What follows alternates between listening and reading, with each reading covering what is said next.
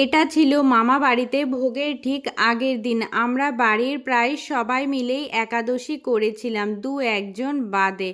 আর মামা বাড়িতে 7 দিন ধরে চলছিল ভাগবত পাঠের অনুষ্ঠান, আর এটা ছিল ষষ্ঠ দিন।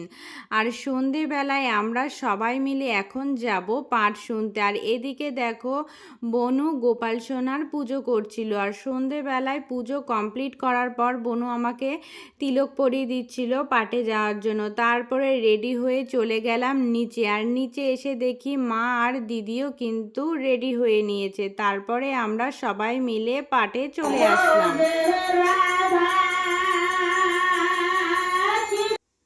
পাঠ শোনা কমপ্লিট করে আমরা উপরে চলে আসলাম। আর এখন দেখো, দি আমার জন্য নিচের থেকে প্রসাদ নিয়ে এসেছিল। সেদিন যেহেতু ছিল একাদশী, তার জন্য আমার জন্য নিয়ে এসেছিল দুধ, কলা, সাবু, নারকেল মিক্সড করে, এগুলোই খেয়েছিলাম। তো আমাদের একাদশীটা এভাবেই কেটেছিল। তো রাধে রাধে সবাইকে, ভালো থেকো তোমরা সবাই।